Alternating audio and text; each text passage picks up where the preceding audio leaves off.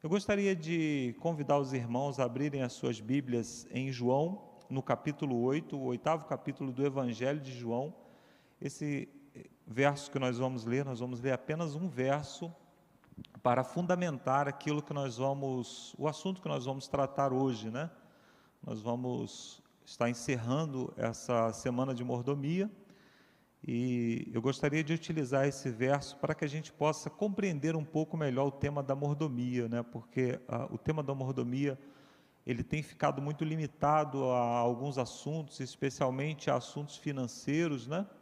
E a mordomia, em grande parte, engloba o assunto financeiro, e eu vou, durante o decorrer da minha fala, eu vou explicar por que o assunto financeiro é grande parte da mordomia realmente, mas a mordomia ela é muito mais do que simplesmente regras, simplesmente obrigações que nós temos a cumprir. Nós vamos ler o capítulo 8, no verso 36, mas antes eu gostaria de convidar você a curvar sua fronte e falar com o nosso Deus, pedindo orientação para que possamos compreender a sua palavra. Vamos orar? Santo e glorioso Deus, muito obrigado, Senhor, porque o Senhor nos acolhe na tua presença nessa manhã. Muito obrigado porque nesse teu dia, Senhor, nós escolhemos estar na tua presença, te adorando com belos louvores, como foi proferido aqui. Eu tenho certeza que em cada lar o louvor ao teu nome foi ouvido. E agora nós te pedimos, Senhor, que o Senhor nos oriente, porque estamos entrando num terreno sagrado, que é a tua palavra, e não poderíamos caminhar por esse terreno sem a tua orientação, sem a orientação do teu Santo Espírito. Por isso te pedimos nesse momento, Senhor, que o Senhor nos esvazie de nós mesmos, que o Senhor nos esvazie dos nossos preconceitos, das nossas ideias pré-estabelecidas, para que assim possamos, Senhor, na tua presença, ser guiados e iluminados pelo teu Santo Espírito. Nós te pedimos isso pelo nome do nosso Senhor e Salvador Jesus Cristo. Amém. O verso 36 do capítulo 8 de João, ele diz assim: se, pois, o Filho vos libertar, verdadeiramente sereis livres. Por enquanto nós vamos ler somente esse verso. Jesus Cristo está aqui falando a um grupo de religiosos como nós, um grupo de religiosos que com certeza tinha certeza da sua fé, tinha certeza que estava servindo ao único Deus verdadeiro, tinha certeza de que procedia de maneira correta no seu dia a dia, procedia de maneira correta nos cumprimentos das suas obrigações espirituais, bem como com a certeza da sua salvação. Mas Jesus Cristo olha para esse grupo de pessoas e diz: vocês são escravos. Se o Filho não vos libertar, vocês não serão verdadeiramente livres. E o interessante desse texto é que, se nós observarmos o contexto, os interlocutores de Jesus, as pessoas que falavam com Jesus, ele dizem: nós nunca fomos escravos de ninguém. Isso é verdade. Desde o fim do cativeiro babilônico, que havia acontecido há mais de 4 séculos antes, eles nunca haviam mais sido escravos de ninguém. Havia uma certa liberdade, havia um certo livre-arbítrio na condução das suas vidas. Eles tinham direito à propriedade, eles tinham direito a exercer a sua fé, apesar de não terem um Estado judaico estabelecido desde então, nunca mais depois da Babilônia isso aconteceu, mas eles eram livres mais ou menos numa sociedade como nós vivemos hoje. Eles estavam livres para caminhar pela rua, portanto não estavam acorrentados, não estavam presos, não estavam subjugados por trabalho forçado. Então eles viviam numa sociedade muito parecida com a sociedade que nós vivemos hoje. Mas Jesus Cristo olha para eles e diz: vocês não são livres, e vocês só serão livres se o Filho vos libertar. Talvez Jesus Cristo estivesse dizendo isso também para nós aqui hoje, para nós religiosos dos nossos dias, e talvez nós estivéssemos reagindo da mesma forma, porque nós aceitamos a Jesus Cristo como nosso Salvador e, portanto, somos livres da condenação do pecado. Nós cumprimos os mandamentos de Deus, frequentamos a igreja e, portanto, nos vemos livres da influência do pecado. Mas ainda assim, Jesus Cristo está dizendo: vocês precisam de uma liberdade que eu ofereço a vocês. E se nós lermos o contexto, Jesus Cristo está falando assim: vocês são escravos do pecado. Jesus Cristo diz para aqueles homens: vocês são escravos do pecado. Isso me faz pensar um pouco, porque Jesus Cristo nunca questionou a doutrina dos fariseus. Pelo contrário, ele dizia: vocês precisam fazer exatamente o que eles fazem, o que eles dizem. Vocês precisam seguir as doutrinas que eles ensinam. Ele dizia aos seus apóstolos, dizia às pessoas que o cercavam, mas ainda assim havia alguma coisa que os prendia ao pecado. Nós ficamos às vezes muito preocupados com o cativeiro no sentido literal, aquele cativeiro que nos prende com correntes, que nos tira a liberdade de ir e vir, que nos tira a liberdade de exercer as nossas atividades sociais. No entanto, nós nos preocupamos pouco com outras liberdades que o pecado pode estar nos tirando, porque às vezes nós não compreendemos muito bem o poder que o pecado tem sobre nós. Jesus Cristo na cruz, ele nos salvou da penalidade do pecado, mas ainda assim nós permanecemos sob o poder do pecado e ainda assim nós permanecemos na presença do pecado. Somente quando Jesus Cristo voltar e formos levados para a sua glória, aí sim nós seremos livres da condenação do pecado, da penalidade do pecado, da presença do pecado e também do poder do pecado. Até lá, o pecado nos influencia, e nos influencia de maneira muito sutil. E por nos influenciar de maneira muito sutil, pode ser que nós estejamos enredados em uma cadeia, em uma prisão, provocada pelo pecado, provocada por Satanás, e não nos darmos conta disso. E quais são as cadeias que podem estar nos aprisionando hoje? São cadeias mentais. Por exemplo, existem pessoas que são prisioneiras da depressão. Existem pessoas que são prisioneiras de dívidas. Existem pessoas que são prisioneiras de vícios. Existem pessoas que são prisioneiras de hábitos alimentares ruins e que provocam doenças e são, portanto, prisioneiras de um estado doente que pode afetar o corpo, inclusive a mente, provocando que a sua prisão seja ainda maior. Existem pessoas presas a um relacionamento abusivo. Existem pessoas presas a condições que nem sequer nós conseguimos imaginar.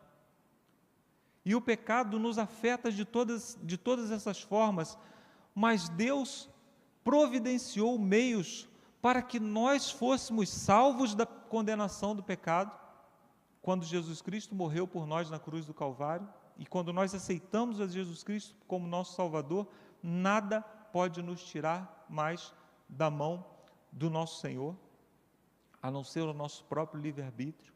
No entanto, nós valorizamos muito isso, com certeza é motivo de ser valorizado, porque custou o sangue do nosso Salvador, custou o sangue do próprio Deus, do próprio Filho de Deus, mas às vezes nós não valorizamos muito outros meios que Deus nos ensinou para vivermos livres. Por exemplo, a administração fiel dos nossos bens, a administração fiel do nosso tempo, a administração fiel da nossa vida. E isso nós aprendemos através da mordomia cristã. E como eu dizia no início, eu aprendi a amar essa igreja, eu aprendi a me apaixonar por essa igreja, pelo tanto de revelações que Deus nos dá, e Deus nos revela coisas tão especiais, Deus nos dá compreensão especial sobre tantas coisas, e nós valorizamos, por exemplo, o fato de compreendermos muito bem as profecias, de termos recebido uma mensagem de saúde eficiente. Nós valorizamos as coisas que Deus tem nos dado e às vezes nos esquecemos de que só nós falamos com tanta propriedade a respeito da mordomia. a respeito da administração fiel dos nossos bens, a respeito da administração fiel da nossa vida de uma maneira geral. E quando nós administramos fielmente os nossos bens, nós estamos nos livrando de dívidas, nós estamos nos livrando da escravidão que essas dívidas podem provocar. Você imagina alguém que deve mais do que consegue pagar. Essa pessoa, ela é uma escrava mental daquilo todos os dias. Todos os dias ela acorda pensando que o seu trabalho não será suficiente para honrar aqueles compromissos que ela criou durante a sua vida. Uma pessoa que não administra bem o seu tempo, ela é escrava do atraso, ela é escrava das pressões que o mundo nos impõe. Ela é escrava, talvez, da ansiedade por não conseguir cumprir dentro do seu cronograma todas as suas atividades, isso por falta de uma administração fiel do seu tempo. Uma pessoa que não administra bem o seu templo, o templo do Espírito Santo, ela pode ser afligida, como eu já disse, por doenças, por coisas que nos afetam. E tudo isso Deus já deixou em sua palavra, Deus já deixou nos ensinos que nós recebemos, instruções claras de como nós devemos viver e como nós devemos trabalhar esses princípios.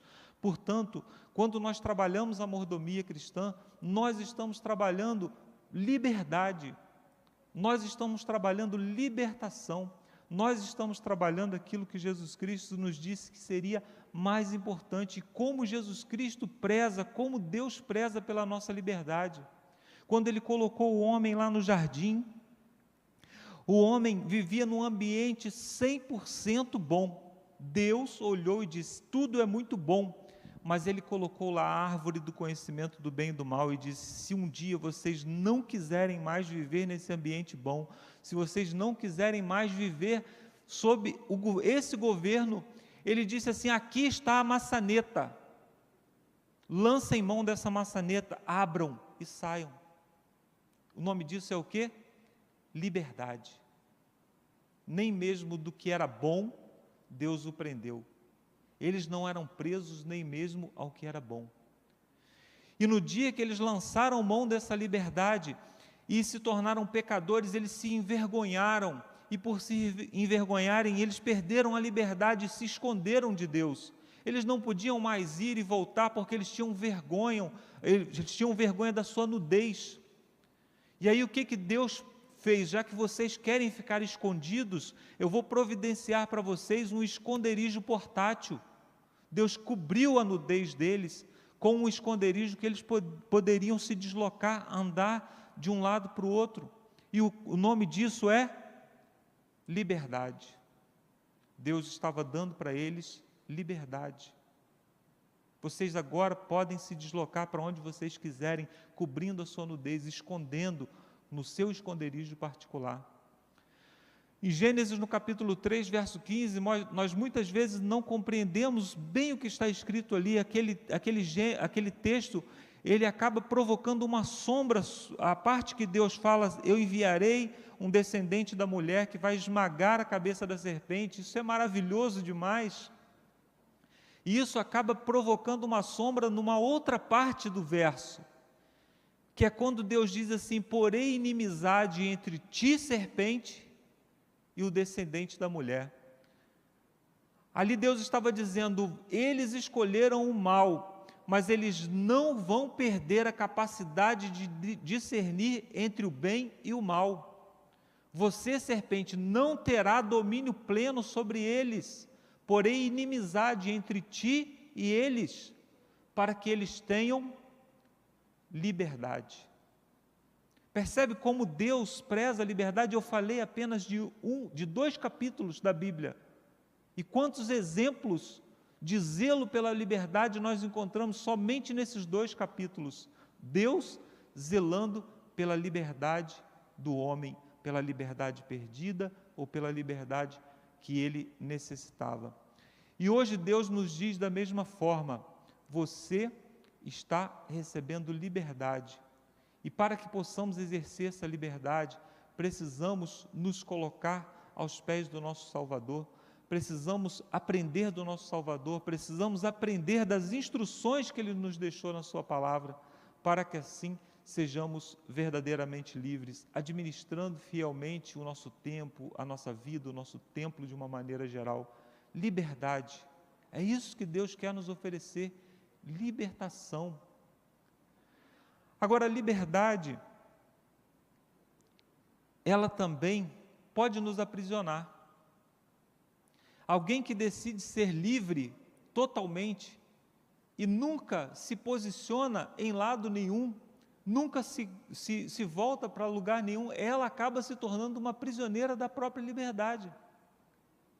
Existem momentos na vida que nós precisamos tomar decisões e abrir mão da liberdade de exercer certos princípios, certas coisas, para exercer outras. Sempre que nós tomamos uma decisão ao lado de alguma coisa, nós estamos abrindo mão do que é oposto àquilo.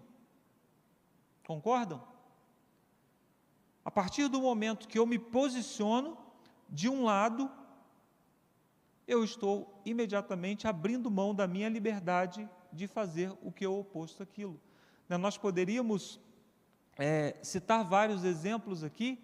Quando nós nos tornamos casados, por exemplo, nós abrimos mão de todos os outros benefícios que pode haver em estar solteiro.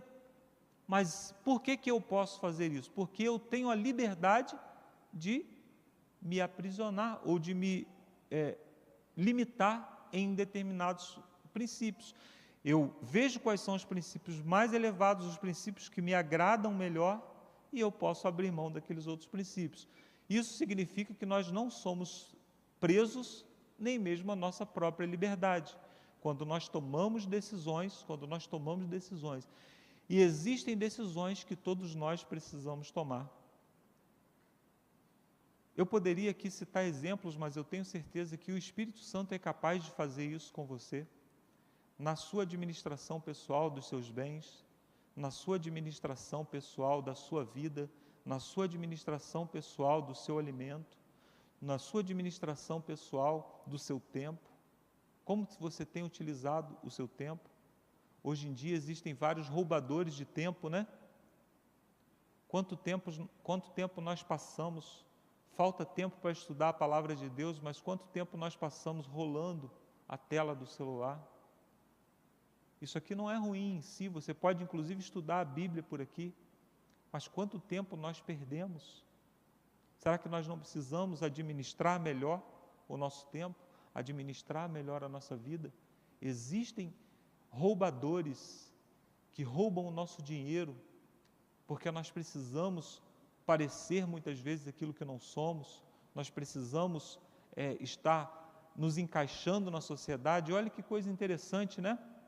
Eu preciso me vestir de uma certa forma para me encaixar, eu preciso me portar de certa forma para me encaixar, eu preciso fazer isso de certa forma para me encaixar. O que é encaixar? Encaixar é ser colocado numa caixa. Isso para mim é o oposto de quê? Da liberdade. Se eu preciso ser colocado numa caixa, isso limita as minhas possibilidades. E a sociedade cobra isso de você hoje. Você é de direita ou de esquerda? Você precisa se posicionar. Você é de direita ou de esquerda? Se você é de direita, então você precisa ficar dentro da caixa da direita. Se você é da esquerda, você precisa ficar dentro da caixa da esquerda. Isso é liberdade? Não. Deus nos deu liberdade mental também. Deus nos deu intelecto, para que possamos, como disse o apóstolo Paulo, avaliar tudo, retendo o que é bom. Eu posso dizer, tem coisas na direita, eu não estou aqui falando de política, tá, irmãos? Eu estou usando apenas esse exemplo, que é uma polarização que existe na nossa sociedade. Tem coisas na direita que eu acho legal, mas tem coisas que eu abomino. Tem coisas na esquerda que eu acho legal, mas tem coisas que eu abomino. É liberdade. Sabe, só existe uma ideologia sobre a qual nós podemos nos entregar livremente. Qual é essa ideologia? É aqui, ó, a palavra de Deus. os princípios da palavra de Deus, aqui sim, nós podemos tolir completamente a nossa liberdade para viver esses princípios, porque aqui sim nós encontraremos liberdade, aqui sim nós encontraremos libertação. E eu quero ler o último texto para nós encerrarmos, que está em 1 Coríntios, no capítulo 9. Em 1 Coríntios, no capítulo 9, o apóstolo Paulo fala também sobre liberdade, sobre o fato de que ele foi liberto. 1 Coríntios, capítulo 9, nós vamos ler o verso 19.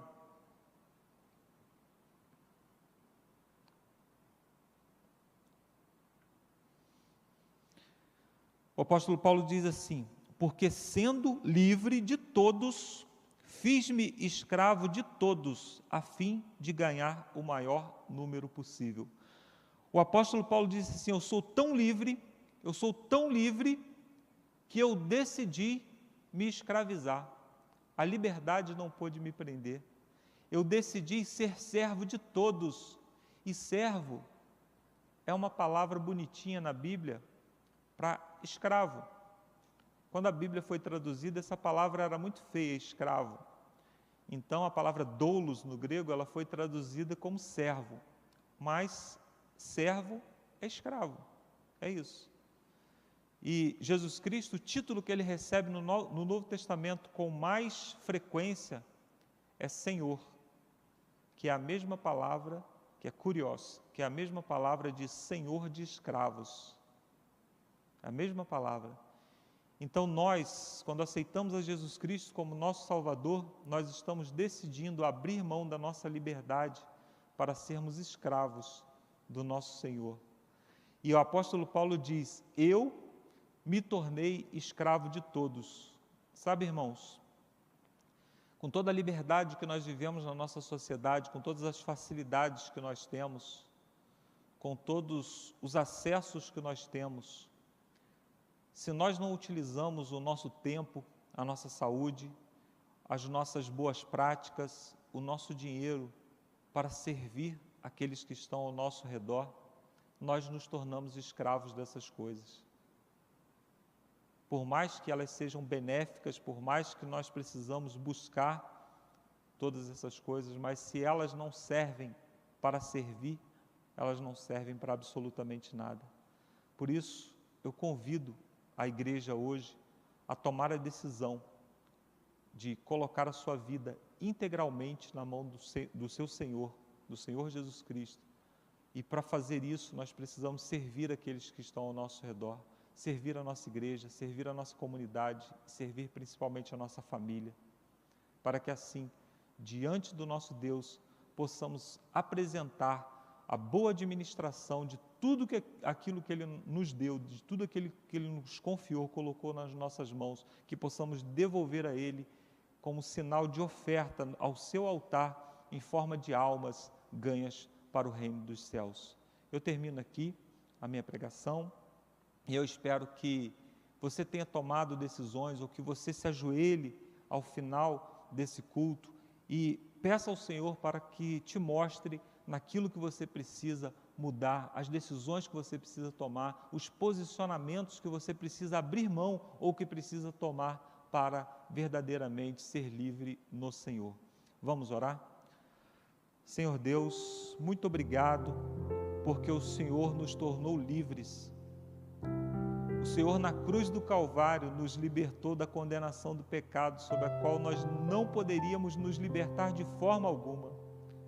Mas o Senhor foi lá, enviou o Teu Filho, aquilo que havia de mais precioso, e Ele derramou o Seu sangue por nós para que fôssemos livres. E hoje, Senhor, através da Tua palavra, nós aprendemos que a liberdade está em saber utilizar o nosso tempo, o nosso templo, os nossos tesouros, os nossos talentos, tudo para servir o Teu reino, tudo para servir as pessoas que estão próximas de nós, o nosso próximo. Por isso nós te pedimos, Senhor, que o Senhor nos encha do Teu Santo Espírito, que o Senhor nos liberte do egoísmo, que o Senhor nos liberte do pecado que tem nos aprisionado, fazendo com que sejamos egoístas. para que assim, Senhor, pela Tua graça e pela Tua misericórdia, possamos ser livres e libertadores das pessoas que estão ao nosso redor, dos nossos familiares, dos nossos amigos, dos nossos irmãos. Não podemos, Senhor, nos livrar dos nossos pecados, das nossas tendências pecaminosas, assim como não conseguiríamos de maneira nenhuma nos libertar da condenação do pecado. Mas temos a fé que o Teu Santo Espírito está operando em nós nesse momento para nos libertar de nós mesmos. Por isso nós Te agradecemos e Te pedimos que o Senhor continue fazendo em nós e através de nós essa boa obra. Te pedimos isso em nome do nosso Senhor e Salvador Jesus Cristo. Amém. Muito obrigado, irmãos, e até uma próxima.